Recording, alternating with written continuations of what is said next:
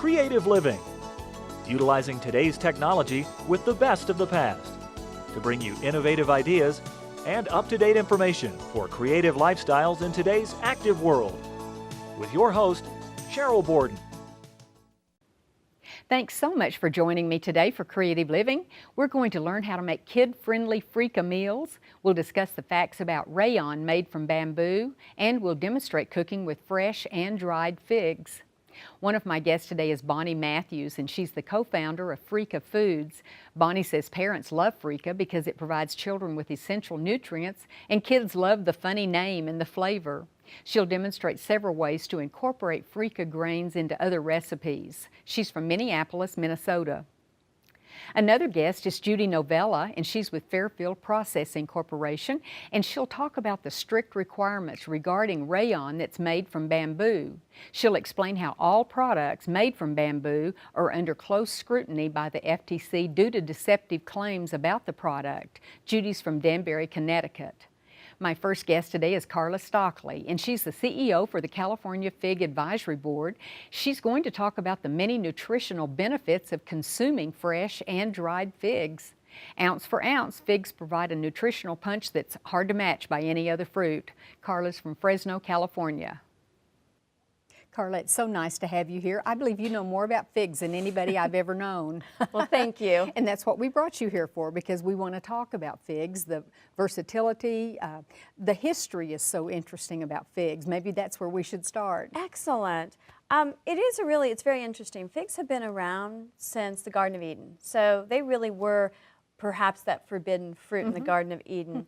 But today, what's really exciting is chefs, consumers, food professionals, they're all choosing fresh and dried figs as ingredients in some of their recipes. So that's why it has become so popular the last several years. Exactly. These leading professionals really are impacting what we, the consumers, see every day.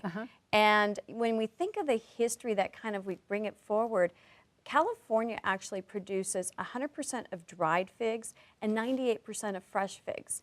Wow. And so we like to think, when you think figs, think California. And you can have dried figs year-round, but you can have fresh figs from mid-May through December. And we have a lot of different varieties that have those wonderful, unique flavors that really complement many, many different dishes. Well, and I learned when you were here before that we can also freeze them, so really we can have them year-round. Absolutely, yes. And is there any dish, I guess, that you couldn't incorporate figs with? I'd say no, absolutely not. And they're perfect out-of-hand snacking. And one of the things, figs really are that nutrition powerhouse. 3 to 5 figs are a serving of fruit, and they provide an excellent source of dietary fiber, and we're all trying to get more fruit and vegetables every day.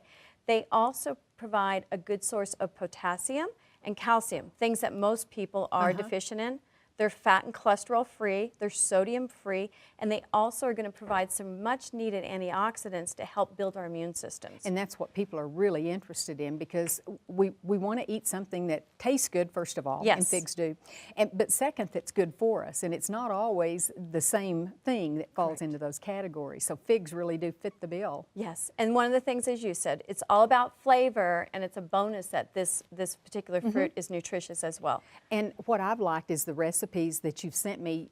We can serve it as a side dish. Yes. As in this case, the figs become part of the main dish because you've made chicken shish kebabs. Yes, and one of the things that we did here, and again, you can use your fresh figs throughout the season. You can freeze them and use them in your salsas and things like that.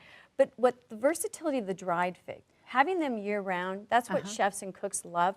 It really provides a nice, rich, meaty flavor that's going to provide some sweetness that balances with your salt, your pepper, and some other things. And what we have here is, it's a mission fig, and it pairs perfectly with the fennel and the chicken. So fennel, it has that licoricey flavor. It's going to work well with the mission figs. And all you do is you put them on a skewer. You can also add peppers to that. And again, thinking of how do you want to do your shish kebab. But the fruit adds a nice balance of flavor there. And then a nice microgreen salad. You can do that on the side. We drizzle it with some nice balsamic glaze. And then we also did a fig salsa. This is a fig avocado pepper salsa. And what's nice about that, you can have salsa all week, but you can pair it with different proteins. Today we paired it with the chicken kebabs and mission figs, but you can have it as an appetizer. Tomorrow you can grill it with some pork chops. You can also pair it with quail or anything else to kind of extend it through the week. So more time is spent with family. Big serving. Yes, more time spent with family and friends instead of in the kitchen. And that's what we all want to accomplish. Well, and you said some of the chefs that you've worked with, what other types of meats have they paired like this? Well, what works really well with the mission fig is going to be quail. It's going to be your darker meats. So you've got quail, duck. You also really pairs perfectly. But then you can use, steak works well, red meats as well, pork. I usually look at what's in my freezer and then I go from there. And I think you've told me before, we can really substitute any of the figs. If we only have the Sierra on hand, absolutely, go with it. Or if we have the mission figs. And then, like you say, the dried ones give us so many opportunities. It's available forever. And it's the concentration in the dried ones really kind of it's going to give you a different layer and a better pairing for some of these ingredients. More intense. More intense. When we think of mission figs in flavor, you really think of a Cabernet or a tawny port. And then again, so we've got in our salsa, we have fresh mission figs, which aren't quite as intense as the dried mission figs. And your Sierras, which are the white figs, are going to deliver like a Riesling flavor. So again, just depends on what you want to deliver to that dish. And maybe you're lacking a little more of the berry notes, so you might want to use one of the lighter figs, which we call golden figs. Golden. And what I like too, and it probably was a silly question, but hopefully you've been asked before, you don't have to peel figs. Absolutely not. That's the nice thing. And when we're talking about nutrition, you really don't want to, because the skin has a lot of those wonderful antioxidants, the phenols as well, and you lose flavor and also time. Why would you? Why do you peel an apple? You can eat an apple right out of hand as well. Well, it's really interesting, the things, and I think we just need to get some, maybe 2 or 3 different varieties, fresh if it's available, and then the dried. And just like a cheese board, that's a great way to use some of the different varieties and just let people sample and see who likes what. Absolutely, and one of the things with your cheese is you can even get the kids, like Laughing Cow cheese, incorporated in the whole process, things that kids like, so they start eating more fruit and vegetables, because we really want people to consume more fruit, like California figs, but also, all dried fruit and fresh. Great tips, great ideas. Well, thank you so much, Carla. I appreciate you being here. Thank you for having me.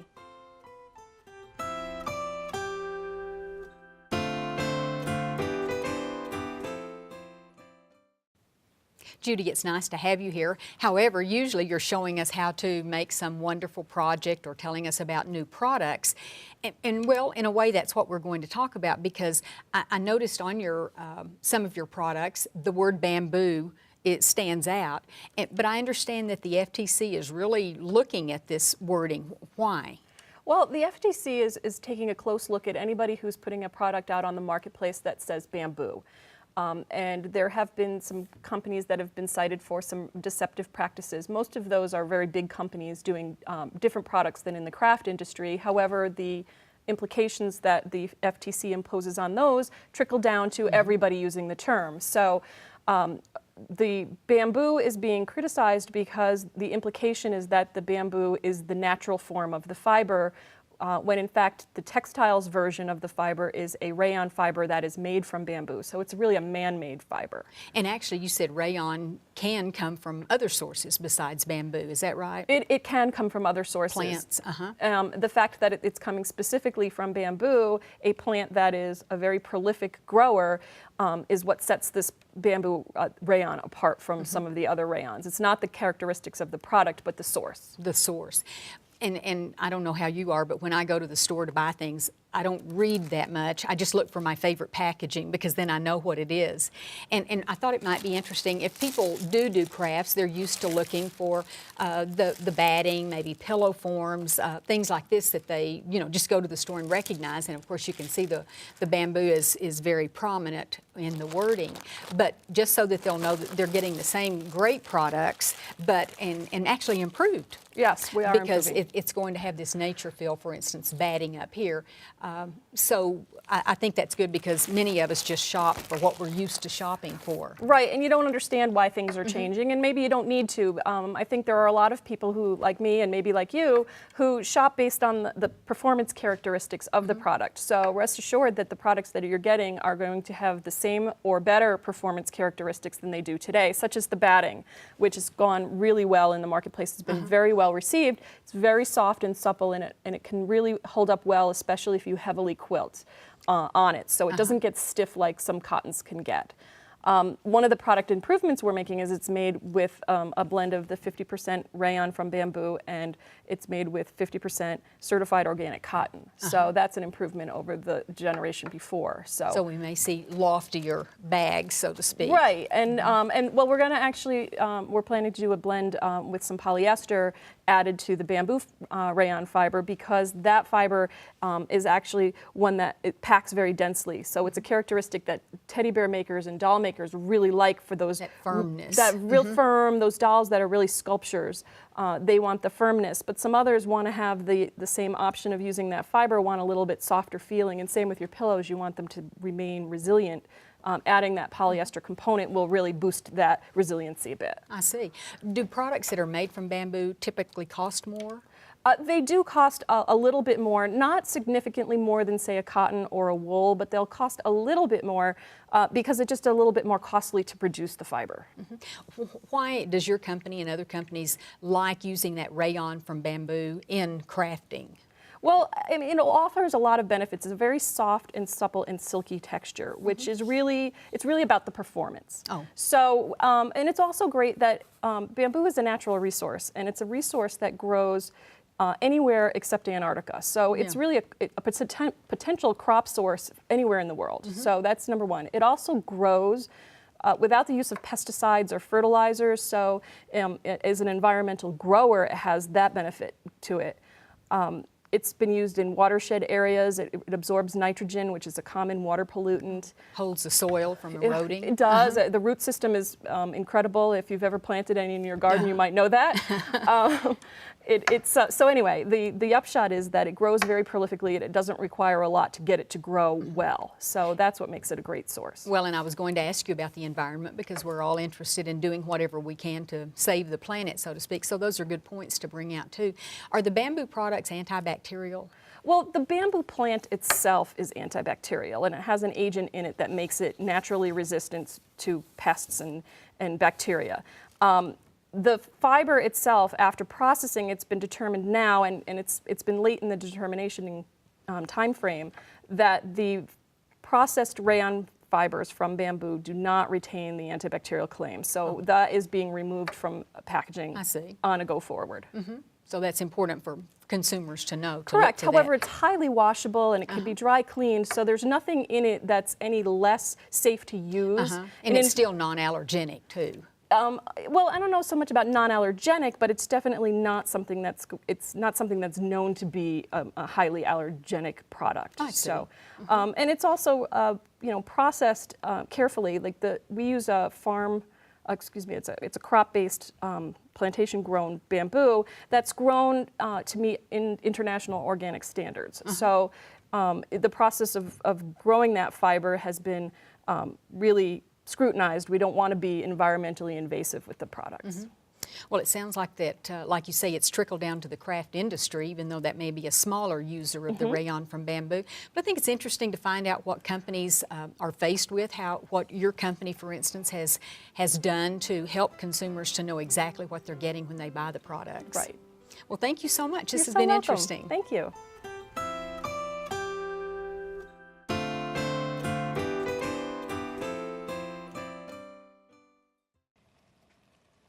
Bonnie, it's really nice to have you here, and I thought we might start with talking about how you have really developed this cooking business in grocery stores, and you yourself are a living example of how eating right and eating healthy can really benefit you. Tell us about your story. Sure. Well, I'm older, I'm 49, and when I was about 43 and a half, I was really heavy. I was about 280 pounds, and I was an artist and had a very sedentary lifestyle just because I was sitting painting children's books every day.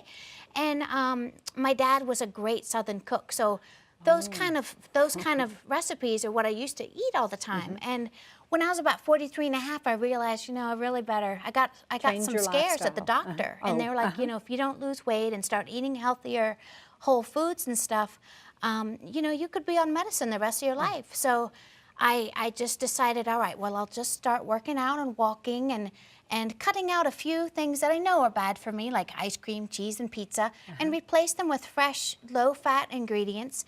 And so I kind of taught myself how to cook better, partially because I needed to save my life. Sure. And so over the course of 2 years, I started working out, and I lost about 120 pounds, and started getting my whole community cooking like I did, because I worked at a grocery store doing food demo and stuff. I see. So it was really fun, because I had a whole playground to play with at the store, to play with New ingredients products and and learn how to things? make stuff. Yeah. I just think that's amazing, was and fun. congratulations. You're Thank an you. inspiration to all of us. And you also sort of discovered a product called Freeka, which Yeah. is a whole grain. It is. It's a really awesome alternative to brown rice. It's got 8 grams of protein and 4 grams of fiber per serving. So for myself, you know, since I'm trying to stay healthy, I can't eat a lot of rice and couscous and that kind of thing, because it's not a complex carb. Complex carbs help you burn energy over a sustained period of time, and it has more protein. So the Freeka was such a great thing for me to discover, because it has 3 times as much fiber and protein as even brown rice. Oh, and it's so versatile in cooking, like in cold recipes, like for salads, like a tabbouleh. It's great mixed in soups and salads and all kinds of stuff. So you put together a cookbook. Yeah. 30 ways to Freeka cook. Yeah. And I looked through it, and really, and the photography's wonderful, the recipes, some of them have few ingredients. Those are, I told you earlier, those are the ones I like to cook. Yeah. And then some of them are more complicated, so people can choose whatever type of cooking they like to do. But Freeka comes about because of sort of an accident back 2,000 or 3,000 years ago, right? Yeah, it's from the Middle East originally, and it's actually, Freeka means to rub. It's actually a process of roasting an immature green wheat, and traditionally it's been made with durum wheat. And in the Middle East, these 2 villages had a conflict, and one of them burnt the other guy's immature green wheat fields. It was like in spring, and he's like, "Well, what am I That's a going to loss, do?" You know, and he had all these charred grains in his field, and so they started to rub the husk off, and they decided to go ahead and cook the grain like rice, and they're like, hey, this is delicious. So even today, they still use it as like a first offering off the fields, kind of as a traditional food. So it's in Arabic, and it means to rub. To rub, That's yeah. interesting. So it's kind of a fun name. The kids love it. You know, they're like, what's Freeka, you know? Well, and I thought we're going to talk about ways to get kids to try new things. Like you say, the funny name, it's a grain with a funny name. Yeah. But then sometimes if you just get kids involved in making a recipe, they'll try it. And it's great too, because you know, with all the new school curriculums, they're all adding whole grains into the lunch programs and stuff. You know, the more they learn about this stuff at home, it'll be awesome, and they'll be like, oh yeah, we just had that at school yesterday. So the 2 recipes I'm going to show you today are super fun for the kids. This one, and it's also great for the budget, you know, because families today, they're learning how to, you know, figure out how to stretch their dollar. Well, this recipe, I actually used a pound of ground turkey, which is about $7. You could use ground chicken, which is more like $5, and or ground lean beef. And what I do for this is just add in some diced up onion and a whole bag of the dried Freeka. So you don't cook it first? This one I don't, yeah. I add it all dry in the bowl and kind of mix it all together, and with some herbs, some oregano, and some seasoning and stuff, and then get the kids to help you form them. They're all going to make them all different sizes, you know. But what's great about this is so easy. Once you roll them up, then you just take whatever marinara sauce or pasta sauce that you like, and just pour it over top of the whole thing. And so then, is that by cooking it then in the oven and having the liquid from the sauce, that's what cooks the Freeka? Exactly. What I'll do is I'll add just a little bit more water in this and cover it with tin foil, so it kind of poaches them. and cook it in the oven for about a half an hour, and the freekeh expands in there. It sort of steams them, and they're delicious. Well, that's an interesting. I didn't catch that recipe, and because I had thought we would, cook all of the freekeh. Yep. And you do have it in a pan over there. You might Yep. tell us how you do So cook yeah, freekeh. normally, like for this recipe, oh, by the way, you can also brown these first if you like, but you don't have to. But you can brown them in a Save a skillet, step. a little olive oil if you'd like. But yeah, if you're cooking freekeh, the regular way, what you do is you do it just like rice. You use 2.5 cups of water or broth, and just That's pour it for in a like saucepan. one bag. Yep. And then pour your dry freekeh in the whole bag. It's 1 cup per bag. And then you just bring it to a boil, and then reduce it down. You can cover it if you like, and just let it simmer for about 20-25 minutes till it's tender, and it's good to go. That's fast. Yeah. And this recipe, I'm doing some Mexican tacos that are vegetarian. And you certainly don't have to make them vegetarian, but these are really good. And if you're trying to save a little bit of cash and trying to budget a little bit, beans are such a great option for protein.